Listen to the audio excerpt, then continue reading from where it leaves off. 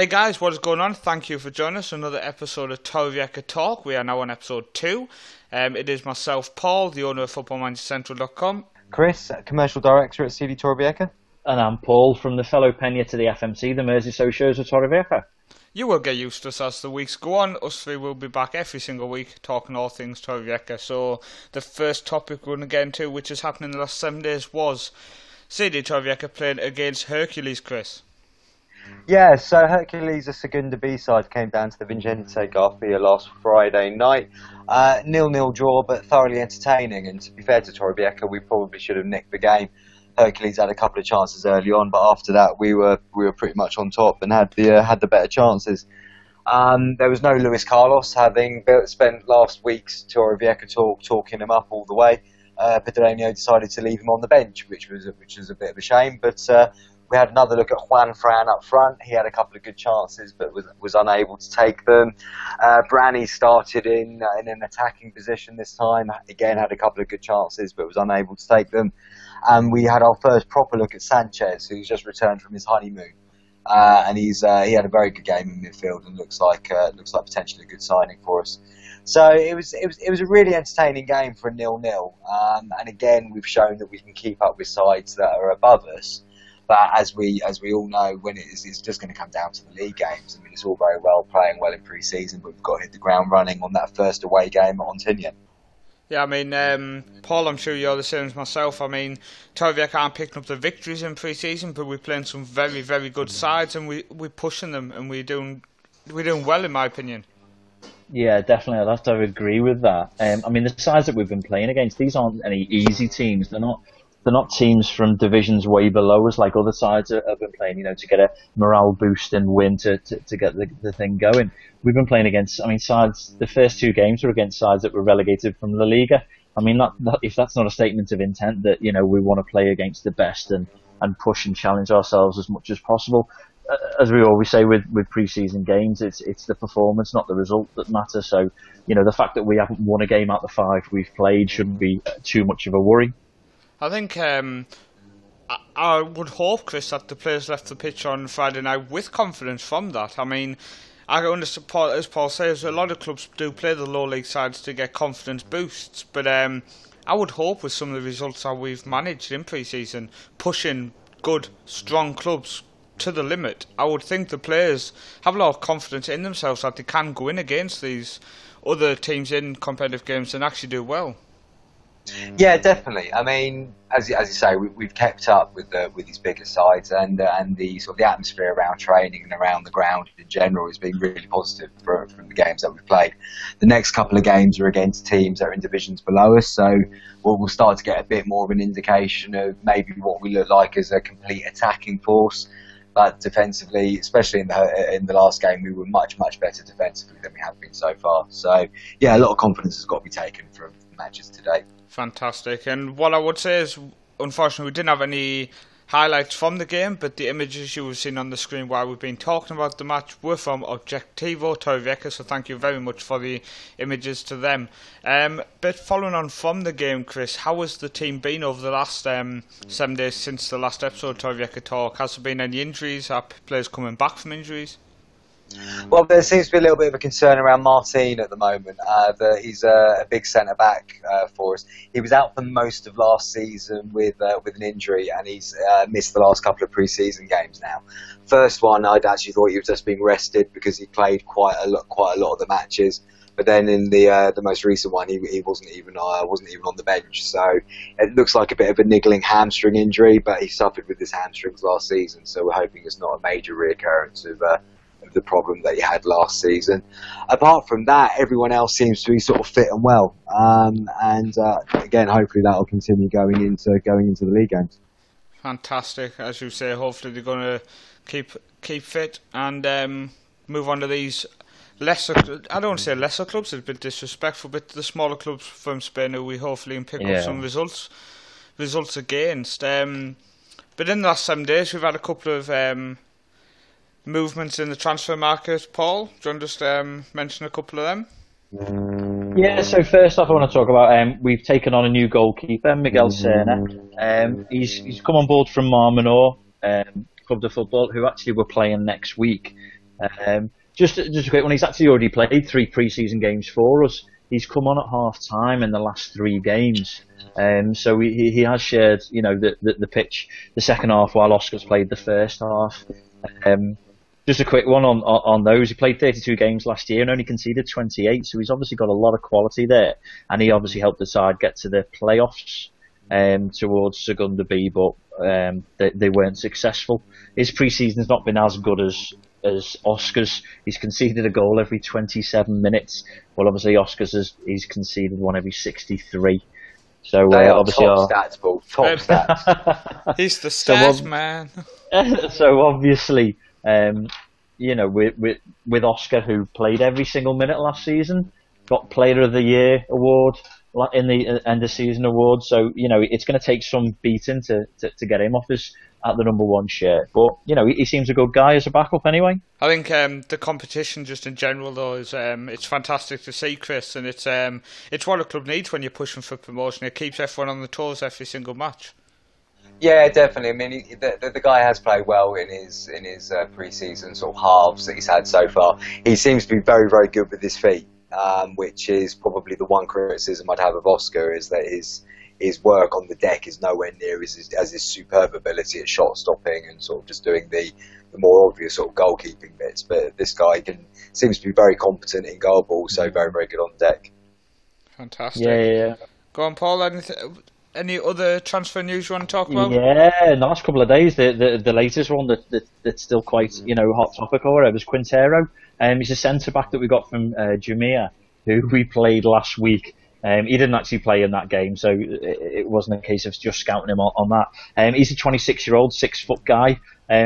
Actually, with Jumilla, they won promotion last year to the division above us. But obviously, the fact that he's decided to leave that and come and join us here at Torrevieja must put a lot of faith in what the club and what Progenio are putting together. So last season he played 36 games, scored 4 goals, which is a pretty good return for a centre-back. Well known for being great in the air and a great passer. So hopefully he's going to be really good at the issues we've had, Chris, with set pieces. Yeah, hopefully. I've got to be honest, I know next to nothing about this guy. We've not seen him yet, so I would imagine that he'll be straight into the team tomorrow, and we'll get a good look at him then. For me, it actually raises a few question marks about again looking at Martin. Is this injury slightly worse than we think it is? I've been very impressed with Mathieu, the Croatian defender so far. But there's been no word on whether we're offering him a sort of a 1-year deal or anything. So he's played a lot of minutes, hasn't he, already though, Mathieu, at pre-season? He has, and he's looked pretty good. But again, there might be a million and one things going on behind the scenes that we don't know about in terms of trying to secure him. So yeah, it's going to be interesting to see where this guy's going to fit in. Well, he's obviously going to fit in as centre back, but what's going to happen around him in terms of the other players. Competition for places. I think one thing we've got to obviously be careful about, and as Chris says, there's a lot goes on behind the scenes trying to secure these guys to play this season.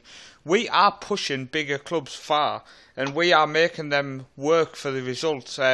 Suggest that other clubs might be looking at a lot of the players at Torrevieja, Chris. Yeah, definitely. I mean, the movement in the transfer market over here at the lower level is pretty free and easy anyway. Most of the players, although we sort of say they're on 1-year deals as such, they're committing to play for us for the season, but they're not under contract in any particular way. So there is still freedom of movement, providing it's all done correctly. We'll just hold the registration of the player at that particular moment. Yeah. So yeah, right up until the last minute. I mean, a player is kind of free to be able to move on to another club. And to be fair to some of the players, if they get what they consider to be a better offer at a higher level, you can understand why some of them will sort of want to have a look at that. Yeah, of course. Exactly. But we're just going to talk now, Chris, just about the stadium and the pitch. Obviously, John just gave a quick mention that last month you had volunteers come in and help paint the stadium, for example. How's that looking now? Yeah, it's an ongoing project. I mean, the stadium itself is in need of an entire sort of coat of paint, really, and probably more than one. And that's going to take a fair bit to do. But we had a small group of volunteers. There's about 10, 11 of us down there about a month ago, as you say, just starting to do the front entrance, just so that we can give give off a really good sort of first impression to people that might be coming to their first game. That part of the project's nearly complete. We've got a fantastic guy, Paul Wilkinson, who's from Hull. He's been putting in some extra hours for us, completely off his own back, completely sort of volunteer based, and he's done some wonderful sort of things for us there. We've had a local company, Casada Colours, owned by a guy called James Cullen. He donated about €500 worth of paint for us. So we've got all the things that we need to be able to be cracking on with it. It's just quite a lot of work to be done. It's going to take a bit of time. In terms of the pitch, well, the pitch is already looking a little bit tired, so it's quite good that we've got the next two games away from home. Give the chance for the guys to do a little bit of work on the ground and hopefully get the pitch back into its normally stunning sort of repair by the time the burial comes to us on the 30th. Yeah, fingers crossed it's looking pristine for that game. How about the shop, Chris? Obviously, you keep a running track of that, making sure everyone gets the replica shirts, etc. How's that looking? How's the shop looking for people? Yeah, so we opened up we reopened the club shop in the main stand, me and Barry, I think we did just before the end of last season, so it must have been open for the last home game last season. And we're now getting it to the point where we've had some great donations from a local furniture company, Tony Ellis, who's been able to kit it out with shelving for us, a couple of chairs and desks, sort of all the stuff that we kind of need to make it a sort of a fully working shop. And now it's open sort of a couple of times a week and on match day as well when we're at home. And we're stocking it out with the new Adidas kit, which I'm hoping everyone who's listening to this will have seen and has either purchased or is saving up to purchase. And at only €25, it's not the most expensive kit you could buy this season. It's a very, very cheap kit. But a very, very cheap kit. But the initial stock of kit we've actually sold out, which is incredible. So there's probably about 150 people at the minute, all sort of walking around in their new CD Torrevieja Adidas shirts, which is fantastic. And we're hoping to get the next shipment in early next week, and then we'll have another load to start sort of handing out to people. Fantastic. I mean, in terms of that, I just want to quickly mention, obviously, we know there's a shirt getting worn in Scotland, up near Aberdeen. There's one over on the Wirral by Paul himself. So the Torrevieja badge is getting shown all around the United Kingdom. We know that. It will be getting shown in Norway next month when I get paid. But I mean, in terms of the online sales as well, not just people turning up to the ground and buying. I think we've sold we sold two to the States. I think one's gone to Canada. Wow. I'm pretty sure one's gone down to Australia. So yeah, it's we like to think of Torrevieja as being sort of an international town in itself, just with the residents that sort of live here. But the club itself is getting quite a well-known sort of brand again across the world, which is great. Fantastic news. And just in terms of the stadium, the shop, etc., I mean, just a massive thank you from everyone at Torrevieja Talk to all the people who volunteer and donate stuff. It's fantastic to hear about. But we're going to move on. Paul is going to end today's show just talking about a couple of clubs who've come up to the division. We just want to kind of make people feel a bit more familiar before the season starts with other clubs who are in the league, and we thought it was best to talk about the clubs who are coming up to the league this season. So John, just have a look through them, Paul. Yeah, so in last week's episode we looked at Boreal, who were promoted in pretty bizarre fashion, and we play in our first home game of the season, and we looked at Elche Ilicitano, who were Elche, their B team, who dropped down. So we had three more teams that had come up. We've got Buñol, who are based just outside Valencia. Last season they finished second in their division, actually joint top though on 65 points. They've spent 8 of the last 9 seasons in the Preferente below us. Some impressive stats. So they got 12 clean sheets last year, and they scored 3 or more goals on 11 different occasions. The pre-season has been it's been mediocre. I mean, they played 5 games. They've won 2 against lower league sides, and then they've lost 3, including 2-0 on Saturday at Alzira, who are in our division. Next up is Rayo Ibense, from a town of Ibi, north of Alicante, if my pronunciation's right. They finished top of their division on 80 points. They were 9 points clear of second. A fantastic season last year. They scored 64 and only conceded 19, and they got 18 clean sheets. So the fact that they were unbeaten at home last year, and again on they scored 4 or more goals 5 times. So these guys are coming from obviously a weaker division, but they've got some pretty fantastic form.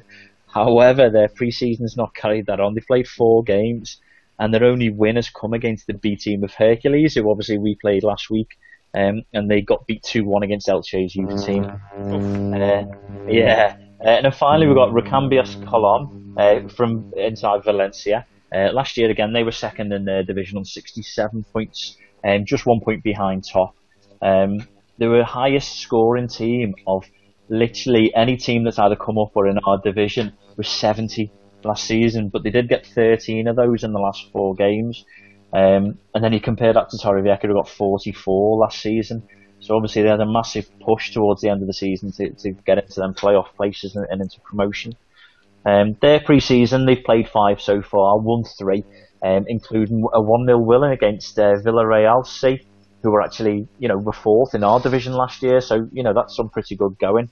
They've just signed a 33-year-old veteran striker called De Silva from Atletico Sagantino. So obviously he's highly experienced. He's experienced at this level, and they went short of goals last season, and they look like they're going to carry that on this year. Fantastic. Well, thank you very much, Mr. Statman. Chris has sat there in awe of the stats that come out of you, Paul. It's unbelievable.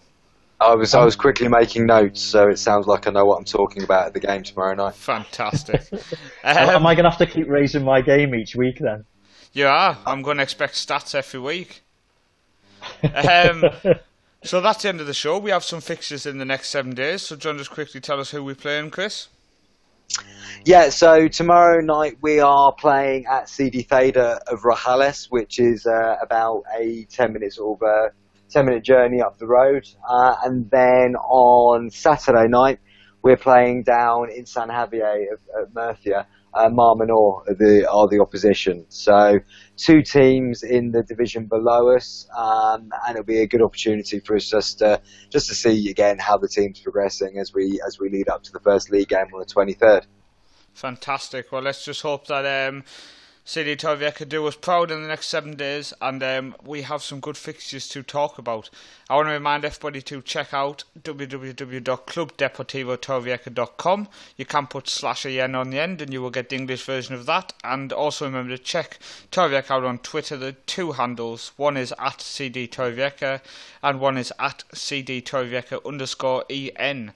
But that's it from myself, Paul and Chris. So I want to thank everyone for listening to Torrevieja Talk. And we'll be back next week as we get closer to the new season. So thank you for listening.